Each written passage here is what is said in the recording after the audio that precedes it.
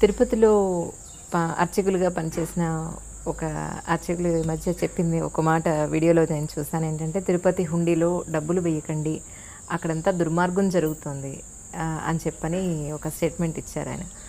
So మీరు కూడా అక్కడ జరిగే పూజా విధానాలు కానీ కైంకర్యాలు కానీ సరిగా జరగటం లేదు అనేది ఇప్పుడు ఏమన్నా మారిందండి మీ ఉద్దేశ ప్రకారం, లేకపోతే ఎలా ఉండాలని మీ కోరిక? మారిందో లేదో మాకైతే తెలియదు ఇంకా, ఎందుకంటే మేము వచ్చిన ఇప్పుడు వెళ్ళలేదు అక్కడికి. అది అలిగి వెళ్ళలేదని చెప్పని విన్నాను నేను కూడా. అలిగి కాదు, అది మంచిగా జరగాలని మేము అనుకున్నాం. మంచిగా జరగడానికి మార్గాలు ఏర్పడాలి. ఇప్పుడు వచ్చినటువంటి సీఎం గారు కూడా అది మంచిగా చేస్తాము అని అంటున్నారు. We hope that good things will happen. ఏదైనా ఒకటి తప్పు జరుగుతుండేటప్పుడు దాన్ని ఎంకరేజ్ చేయడం అనేటటువంటిది సరైన పద్ధతి కాదు. గతంలో వచ్చినటువంటి సమాచారాన్ని బట్టి అందులో వచ్చేటువంటి బంగారాన్ని రకరకాలుగా దారి మళ్లించి అందులో వచ్చే ధనాన్ని రకాలుగా చేసి ఇలా చేశారని మాటలు వింటున్నాం మనం. ఆ బాధతోటి ఆయన అలా చెప్పు ఉండొచ్చు ఆయన. ఇప్పుడు దేవుడికి అర్పించడం is not a bad thing. అర్పించద్దు అనడం అతని తాత్పర్యం కాదు. ఎప్పుడైనా ఒక వ్యక్తి ఒక మాట మాట్లాడాడు అని అంటే we have to take to the spirit of the word, not to the literally we have to take the word. పిల్లవాడి మీద అమ్మ జ్వరం వచ్చినప్పుడు నిర్బంధించేవాడైనా తింటానంటే అరే చస్తావరా తిను, కోపంతో అప్పుడప్పుడు అలా ఉంటుంది. అంటే అమ్మ ఉద్దేశం ఆ పిల్లవాడి ప్రాణం పోవాలనే, తినమనే, రెండు కాదు. So spirit of the word is very very important than the words used in the particular sentence. So at any point of time it is the spirit that should be taken. పాపం ఆయన చెప్పడంలో కూడా తాత్పర్యం ఏమై ఉండొచ్చు? దుర్వినియోగం అయిపోతుంది. ఇలాంటి దుర్వినియోగం అవ్వడానికి వేసే వాళ్ళందరూ యొక్క శ్రద్ధ, వాళ్ళు విశ్వాసంతో వాళ్ళు వేస్తున్నారు తెలియక. అంచేత దాన్ని దుర్వినియోగం అవుతోంది కనుక దుర్వినియోగం కానివ్వద్దంటే మీరు వేయకుండా ఉంటే దాంట్లో దుర్వినియోగం అయ్యే అవకాశం ఉండదు కనుక అలా వేయొద్దని ఆయన అని ఉంటాడు. బట్ అతని అల్టిమేట్ మోటివ్ ఏమిటి? దుర్వినియోగాన్ని ఆపాలి అనేటటువంటిది అతని తాత్పర్యం. So let us take that the spirit of the word, let us take that. I think probably everybody appreciates also. ఏంటంటే ఇంతకుముందు ఆడవాళ్ళు ఇంటి బాధ్యతలు పిల్లల బాధ్యతలు తీసుకునేవాళ్ళు. ఇప్పుడు దాంతోపాటుగా ఉద్యోగాలు కూడా చేస్తున్నారు. అంటే చేయాల్సిన అవసరం ఉన్నవాళ్ళు కొంతమంది, ప్యాషన్ కోసం చేసేవాళ్ళు కొంతమంది, డబ్బు కోసం మాత్రమే చేసేవాళ్ళు కొంతమంది. ఇందులో కూడా చాలా రకాలు ఉన్నాయి. అయితే భగవంతుడు స్త్రీకి నెక్స్ట్ జనరేషన్ని బర్త్ ఇవ్వగలిగే ఒక గొప్ప అవకాశం కానీ, తల్లే మొదటి గురువు అనేటువంటి ఒక పరిస్థితి కానీ, ఇంట్లో ఉన్న వాళ్ళందరూ కడుపు నిండా భోంచేయాలన్నా, ఆరోగ్యంగా ఉండాలన్నా, ఎవరి పనుల్లో వాళ్ళు ఇన్ టైం వెళ్ళాలన్నా, మళ్ళీ ఇంటికి వచ్చే వాళ్ళ సంరక్షణ చూడాలన్నా, స్త్రీకి నెక్స్ట్ జనరేషన్కి సంబంధించిన వాళ్ళకు ఒక వయసు వచ్చేంత వరకు ఒక గొప్ప బాధ్యత ఇచ్చాడు. ఆ బాధ్యతని గుర్తించలేక వంటింట్లోనే పడుంటున్నాం అన్న ఫీలింగ్లో మహిళలు ఉంటున్నారంటారా? లేదా ఇంట్లో ఉండేదే కదా ఆడది అని హస్బెండ్ కానీ లేదా మగవాళ్ళు కానీ పట్టించుకోకపోవడం వల్ల ఇటువంటి రెవల్యూషన్ వచ్చిందంటారా? మీ ఉద్దేశ ప్రకారం ఇలాంటి పరిస్థితుల్లో పిల్లలు ఇటు తల్లి తండ్రికి దూరం అయ్యి, పెద్దవాళ్ళ ఇంట్లో లేక న్యూక్లియర్ ఫ్యామిలీస్ అయిపోయి చాలా రకాలైన పరిస్థితుల్ని చూస్తున్నారు పిల్లలు. సో మీ ఉద్దేశ ప్రకారం కాలమాన పరిస్థితుల్ని దృష్టిలో పెట్టుకొని మీరేం చెప్తారు? కుటుంబము అనేటటువంటిది ఒక పురుషుడు స్త్రీ వారిద్దరూ కలిసి నిర్వహించాల్సినటువంటి ఒక బాధ్యత. It's a collective responsibility to make a family, to continue the progeny. దీనికి వెనకాతల మనం గుర్తించాల్సింది అసలు లక్ష్యం గుర్తించాలి. కుటుంబాన్ని ఏర్పరచడంలో కూడా ఒక లక్ష్యం ఉంది మన పూర్వపురుషులకి. లేకపోతే ఇప్పుడు అడవుల్లో తిరిగేటటువంటి పశువుల్లాగా హాయిగా ఎప్పుడు వాడికి భావం కలిగితే, ఎప్పుడు ఆమెకి భావం కలిగితే అప్పుడు ఇద్దరు కలవడం, ఎవడో సంతానానికి అండం, తర్వాత వాళ్ళ దారిని వాళ్ళని వదిలేయడం, వీళ్ళు మానాన్ని వీళ్ళు తిరగడం, ఇలా చేయొచ్చు కదా మనుషులు కూడా. కానీ మనిషికి అట్లాంటి స్థితి ఏర్పరచలేదు. మనిషికి ఒక కుటుంబము, ఒక బాధ్యత, ఒక పరంపర, ఇవి ఏర్పడ్డాయి. కుటుంబ వ్యవస్థ ఈవేళ మనం చూసేటటువంటి భారతీయ వైదిక కుటుంబ వ్యవస్థ అనేటటువంటిది మంచి ప్రాక్టీసెస్ కోసం ఏర్పడ్డది. మంచి ప్రాక్టీసెస్కి ధర్మము అని పేరు. ఏది వ్యక్తి ద్వారా కుటుంబానికి, కుటుంబం ద్వారా సమాజానికి, సమాజం ద్వారా ప్రకృతికి ఏది అనుకూలమైనటువంటి ప్రాక్టీస్ ఉంటుందో దానిని ధర్మము అని పేరు పెట్టారు. దాన్ని ధర్మం అంటే ఉపదేశాలు చేసేది కాదు. No, it is not something lies in the books also. It is a good practice that comes from person to the person by word of mouth. ఇలాగ రావడానికి ఒక వ్యవస్థ, పురుషుడు స్త్రీ కలిసి ఒక లక్ష్యం కోసం జీవించడం. Not just sharing the life is the purpose of the marriage. Sharing the life you can get anywhere, right? అంచేత కేవలం జీవిత భాగస్వామ్యం అనేటటువంటిది కష్టసుఖాలు పంచుకోవడం కోసమనే కాదు, నమ్మినటువంటి ఆచార విచారాలని కొనసాగించేటటువంటి జనరేషన్ని తయారు చేయడం కోసం. ఈ జనరేషన్ తయారు చేయడం అనే లక్ష్యం వచ్చేటప్పటికి ఒకరు ఆర్జించాలి, ఒకరు దాన్ని ప్రిజర్వ్ చేయాలి, యూటిలైజ్ చేయాలి. సే హస్బెండ్ పనిచేస్తున్నాడు అనుకోండి, భార్య ఆ బాధ్యత తీసుకోవాలి. లేదు భార్య పనిచేస్తాం అనుకోండి, హస్బెండ్ ఆ పని చేసుకోవాలి. ఓకే. ఇప్పుడు అమెరికా లాంటి దేశాల్లో పాపం ఈ బాధ్యత గుర్తించి ఒకళ్ళు పని చేస్తే ఇంకొకళ్ళు బాధ్యత తీసుకుంటున్నారండి. ఇక్కడ ఉండేటప్పుడు పాపం మగవాళ్ళకి అసలు అగలిగిన ఆడవాళ్ళకు కూడా అనుకోండి, వాళ్ళు ఒంటింటి మొహం కూడా తెలియకపోయినా అక్కడికి వెళ్ళిన తర్వాత పాపం ఒంటిల్లే కాదు పాత్ర శుద్ధి చేసుకోవడం కూడా మగవాళ్ళు కూడా చాలా చక్కగా మంచి ఎక్స్పర్టీస్ అక్కడ కూడా వాళ్ళు సంపాదిస్తున్నారు. అంట్లు తోమడానికి పేరు పెడితే బాగుండేది కనుక డిష్ వాష్ అని పేరు పెట్టారు దాన్ని. మొత్తానికి ఆవిడ పనిచేస్తే ఈయన ఈ బాధ్యత చూస్తాడు, ఈయన పని చేస్తే ఆవిడ ఆ బాధ్యత చూస్తారు, ఇద్దరు పని చేస్తే ఇద్దరు వచ్చి పని చూసుకుంటారు. Correct. Need made them to understand their own roles and responsibilities. Perfect sir. మన దేశంలో దురదృష్టం కొద్దీ ఆ బాధ్యతను మర్చిపోయారు. మగవాడు మర్చిపోయాడు, స్త్రీ కూడా మర్చిపోయింది. మగవాళ్ళు డామినేట్ చేసే కొంతకాలం ఇక్కడ సాగినటువంటి విధానం వల్ల వీళ్ళు ఆడే మాటలకి, ఎత్తి పొడుపులకి ఆడవాళ్ళు నిజమే మేము ఒంటింటి కుందేళ్ళు అయిపోయాము అనే భావనలోకి వాళ్ళు వెళ్ళారు. ఇది తప్పు రెండు వైపులా ఉంటుంది. ఎప్పుడు రెండు చేతులు కలిస్తేనే చప్పుడు వస్తుంది, ఎప్పుడు ఒకవైపు నుంచి ఎప్పుడు చప్పుడు రాదు. సో కొంత తప్పు వీళ్ళల్లో ఉంది, కొంత తప్పు వాళ్ళల్లో కూడా ఉంది. కానీ ఎక్కడైతే బాధ్యతను గుర్తించినటువంటి వ్యక్తులు ఉన్నారో అక్కడ కుటుంబ వ్యవస్థ చెడిపోలేదు. గుర్తించని చోట yes, maybe it is a single unit, maybe it is a joint family, but disturbances crept into that families. గుర్తించిన చోట ఎక్కడైనా అది బాగానే ఉంది ఇప్పటికి కూడా. But of course we can see sporadically just here and there, not it's a regular feature that we can observe it evidently. కుటుంబంలో మగవాడికి లేని గొప్పతనం ఆడదానికి ఉంది.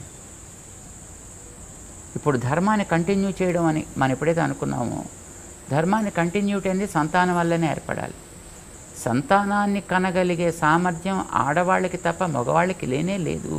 అంటే ఆడవాళ్ళకి భగవంతుడు జనరేషన్ని కంటిన్యూ చేయగలిగేటటువంటి ఒక గొప్ప వరాన్ని ఇచ్చాడు. తన బాధ్యతని ఆడవాళ్ళ చేతిలో పెట్టాడు, మగవాళ్ళ చేతిలో పెట్టాల. సృష్టి చేసేటటువంటి ఘనకార్యాన్ని ఆడవాళ్ళ చేతిలో భగవంతుడు పెట్టాడు. మరి ఆ చేసినటువంటి సృష్టిని సమర్థవంతంగా తర్వాత జనరేషన్గా అందించాలి అని అంటే it needs a lot of things to be attended to. పిల్లవాడిని చిన్నప్పటి నుంచి నడక నేర్పాలి, నడత నేర్పాలి, మాట నేర్పాలి, ఆచారం నేర్పాలి, చదువు నేర్పాలి, గౌరవించడం నేర్పాలి, వినయం నేర్పాలి, విధేయత నేర్పాలి. సో ఇవన్నీ దాంట్లో నీడ్స్. ఇవి ఇంత బాధ్యతని ఆఫీసులోకి వెళ్ళి ఉద్యోగం చేసి సంపాదించే డబ్బులతో మనం తేలేము. సెకండ్ థింగ్ ఈజ్ ఇవి నేర్పడానికి ఓపిక కావాలి. బై నేచర్ మగవాడికి ఓపిక తక్కువ, స్త్రీకి ఓపిక మారుపేరు. అందుకోసమని పిల్లల్ని కనడం సరే, అది వాళ్ళ మీద బాధ్యత కాదు, అది వాళ్ళకి ఇచ్చిన వరం, అది వాళ్ళకి మాత్రమే ఇచ్చిన వరం కనుక అది ఎలాగో వాళ్ళే చేయాలి. పెంచేటటువంటి ఓపిక కూడా మగవాళ్ళు లేదు కనుక ఆ బాధ్యతను కూడా వాళ్ళకే పెట్టారు. కానీ వాళ్ళ ఆ బాధ్యతలో ఉన్నారని వాళ్ళకి కావలసినటువంటి సౌకర్యాలు, వాళ్ళకి కావాల్సినటువంటి ప్రొటెక్షన్, వాళ్ళకి కావాల్సినటువంటి వనరుల సమీకరణ, ఇదంతా చేయడం మిగతా కుటుంబం యొక్క బాధ్యత. సో అందులో ఈ మిగతా సేకరించి ఇవ్వడం అనేటువంటిది సూపర్ఫిషియల్ యాక్టివిటీ. ఇట్స్ నథింగ్ పెద్ద రెస్పాన్సిబిలిటీ యాక్టివిటీ అయితే కాదు. ఇప్పుడు బిల్డింగ్ కట్టడం, స్కూల్ పెట్టడం, వ్యక్తుల్ని అపాయింట్ చేయడం, డబ్బులు ఇవ్వడం, ఇదైతే సూపర్ఫిషియల్ యాక్టివిటీ. అందులోకి వచ్చిన పిల్లవాడిని తయారు చేయడం ఈజ్ మోర్ రెస్పాన్సిబుల్ యాక్టివిటీ. అది టీచర్ లోపల చేస్తాడు ఆ పని. అది నిజమైనటువంటి పని. అంటే బాడీకి లైఫ్ అది. అందుకోసం కుటుంబానికి కూడా స్త్రీ లైఫ్ అయింది. అందుకోసం మన శాస్త్రాల్లో నా గృహం గృహమిత్యాహు గృహిణి గృహముచ్యతే. ఇంటిని ఇల్లు అనరు, ఇల్లాలుని ఇల్లు అంటారు. అందుకే ఆవిడ పేరు ఇల్లాలు. ఇంటిని ఏలగలిగినటువంటి ఆమె అని ఆవిడికి పేరు పెట్టారు. వీడికి కాదు. వీడు వస్తాడు, పని చేస్తాడు, కూర్చుంటాడు, తింటాడు, పడుకుంటాడు, మళ్ళీ పోతాడు.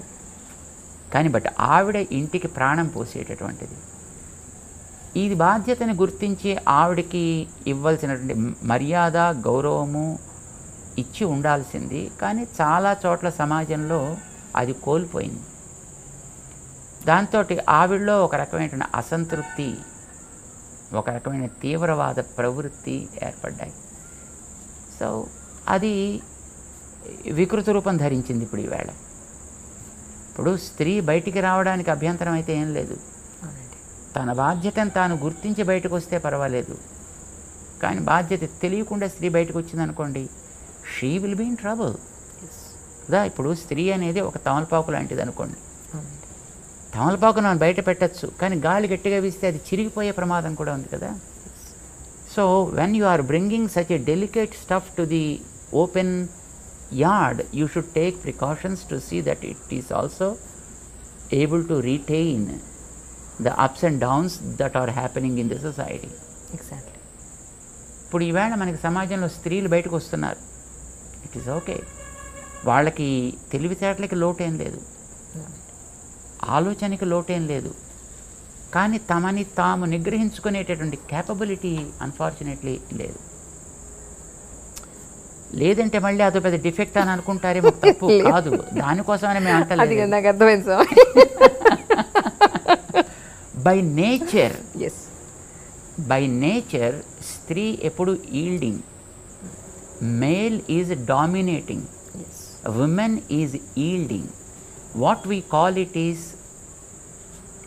feminine quality. It's a feminine quality. There are qualities called masculine qualities and feminine qualities. Masculine qualities don't think that they will be with man. Feminine qualities doesn't mean that they will be with women also. There are some Suryakantams also. So there are some Ramana Reddys also.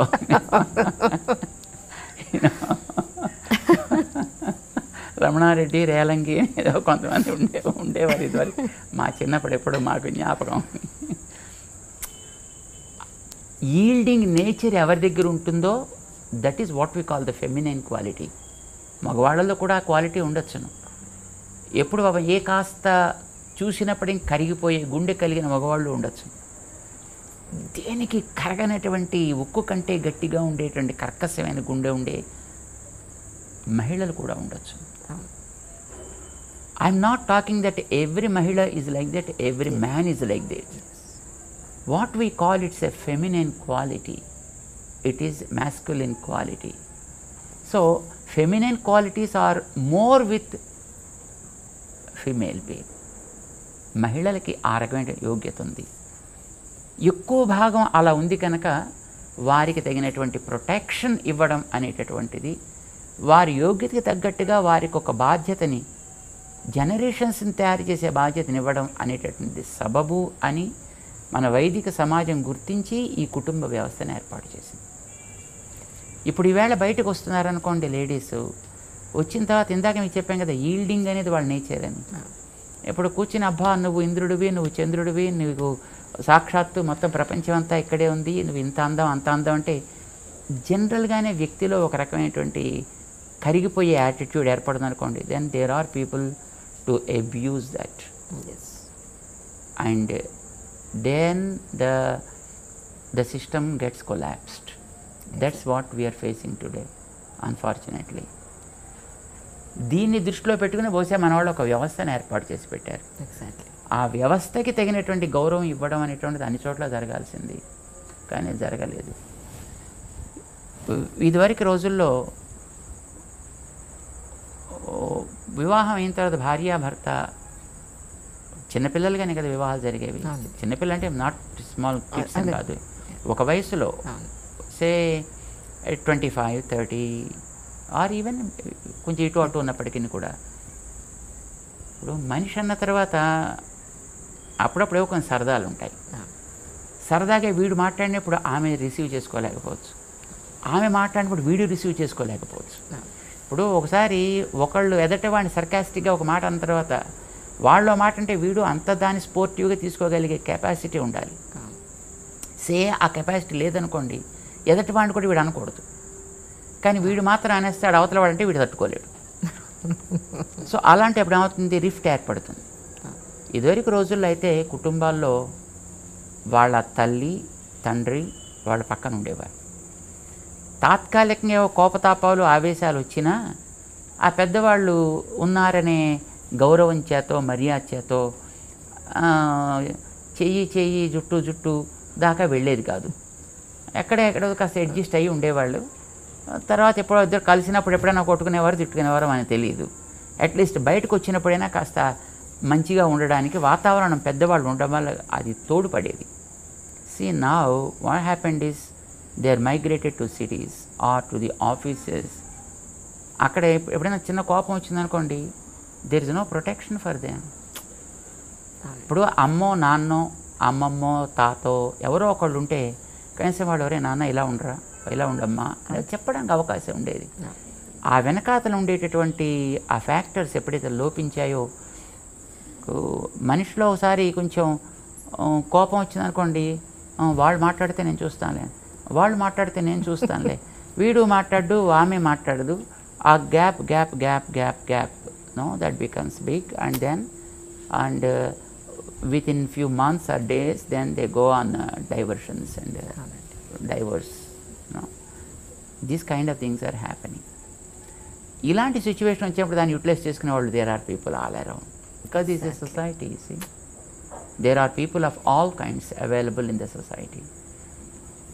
ఇది ఇప్పుడు ప్రస్తుతం మన సామాజికమైనటువంటి స్థితి.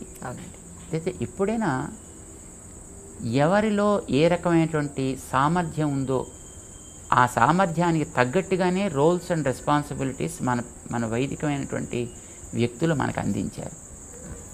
వాటిని మనం గుర్తించి వాటిని జాగ్రత్తగా మనం సంరక్షణ చేసుకుంటూ, వెనకాతల మనకి ఎప్పుడైనా పెద్దవాళ్ళ యొక్క ఒక ఆసరా ఎప్పుడైనా మనకి ఉండేటట్లుగా వ్యవస్థని మనం కనుక కాస్త ఇంప్రూవ్ చేసుకోగలిగితే, ఐ థింక్ ఇప్పటికి కూడా మన సమాజంలో విలువల్ని